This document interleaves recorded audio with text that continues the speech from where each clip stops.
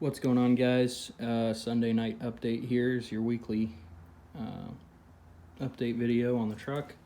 So as you can see, we've got the heads and intake off. Doing the head gaskets. You can see which one it was that blew. So that is cylinder number 7. So the way these things work, looking at it straight down from above, the cylinder farthest forward is going to be cylinder number 1. Then Chevy goes 2, 3, 4, 5, 6, 7, 8. Versus Ford, that this side is usually the farther forward, and it goes 1, 2, 3, 4, 5, 6, 7, 8. So yeah, Ford's a little bit different like that. Chevy and Mopar, I believe, are both like this.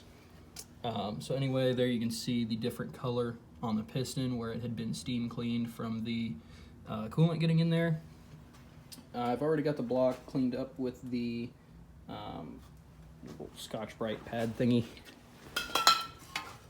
This guy, not too abrasive. It's not going to take any material off, just getting the old gasket off. And I'll go ahead and brake clean and wipe out all the cylinders. But they do all have a pretty good lip. Yeah, you can see it just a little bit right there. It's enough to catch a nail on. I'd say it's just a couple thousandths, but it's, see on this one here, it's pretty bad. You can kind of see it in the shadow. The camera doesn't pick it up that well, but yeah, it would definitely need reboard if it was going to get rebuilt, for sure. Like it's just got a lot of wear on the cylinders. So I'm just kind of gonna slap the top end together, just do a refresh. I'm not planning on keeping it, like I said, but it's nice to know what it would need if I want to rebuild it, which I may do. I may do like a 383 with a cam and throw on a different set of heads and a 4-barrel intake and just have it to throw into something easy. Maybe a 3rd-gen Camaro for my dad, since he had one of those in college. He's kind of been looking at getting one. He's hitting his midlife crisis age. So anyway, that's where I'm at right now. You see one of the cylinder heads right here. Sorry, the lighting's terrible, but it's dark. It's about 8:30 probably right now. I think the halftime show's on in there for the Super Bowl. So yeah, this is what I'm doing. I haven't really cared too much for football after high school. Just stuff went bad. I don't want to really get into all that, but yeah, we got everything there. We did not even break off a single exhaust manifold bolt in the heads, so I'm really happy about that. The intake bolts came out well. Everything went great with that. So here we've got the new eBay Shorty headers. These things cost me $85 shipped. The driver's side does have the provision for the O2 sensor. I still have to get the O2 sensor out of the old one. But yeah, these will go on, bolt to the factory Y pipe, so I can reuse everything from there back. I'm doing a secondary air injection delete, which over here on the accessory drive, you can't see it very well. Let me get my light. Where'd it go?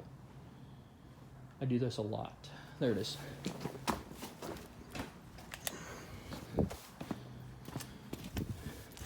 So right now, AC goes there, alternator there, power steering, and secondary air. I've got the pulley off of it right now. Secondary air injection's an emissions thing. It just puts clean air with oxygen in it into the exhaust, which is supposed to finish the combustion process in the exhaust and get rid of excess hydrocarbons. These things did not do jack shit. So in 92, I believe it was, they just stopped coming with them from the factory, even though they still had the throttle body injection. So my plan for this, to get rid of it cleanly and get rid of the AC, is just get an accessory drive, bracket with everything on it, from a 92 to 95 truck. 96, when they switched to the spider injection, it got totally different from what I've been reading. So, but those tweener years, and I can get it off of any engine. The 4.3, 5.0, and 5.7 are all the same small block Chevy architecture, so the front accessories are all the same. So I will be able to pull it off of there. One that did not have AC factory and did not have the smog pump because it's too new. So that's my plan. That'll really clean up the accessory drive, and that will allow me to run a factory belt from that newer model year, and it'll just be easy to get parts for and everything. Yeah, I think that's pretty much just where we're at. We've got everything just kind of hanging up here out of the way. So once the heads are back on and the intake's on, we can drape it all back over and bolt everything back together. Right here is the pile of things that may go back on and may not. Right now, I think the only things in there is the valve cover, distributor, and distributor cap. Everything else in there, I think, is trash, but we'll see. Oh, and the upper radiator hose is in there too. It's got new head bolts because the factory ones are torqued to yield, and I should have got intake manifold bolts when I went to AutoZone to get the valve spring compressor. The top end gasket kit that I got came with valve stem seals, so we're just going to go ahead and throw those in. There's no better time. The heads are already off, so might as well. But these bores are completely wiped smooth. I mean, there's a minor scuffing. They're really not in bad shape physically. They're just very worn. Let me grab a rag, get some of this oil out of there so we can really see it.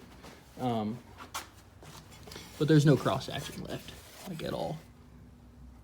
It's pretty well all gone. I think most of that is just from my rag. Yeah, so cylinders are smooth. There's just such a big ring gap right there that all the cross hatch is worn out of it. So yeah, it needs bored, and it needs new oversized pistons and oversized rings and all that shit, but we're not going to go through that. I'm not keeping it. I don't care. It'll be fine. Full send. But yeah, the head gasket definitely blown, as you can see. I was worried maybe the gasket wasn't blown and it just had coolant leaking in from somewhere. But it's good to know that the head gasket was in fact blown, and we're doing all this for a reason. So anyway, thanks for watching. I guess tune in next weekend to see what all comes next. I'm hoping to at least get the heads back on tonight before I have to go back home to work, so we'll see. Thanks for watching.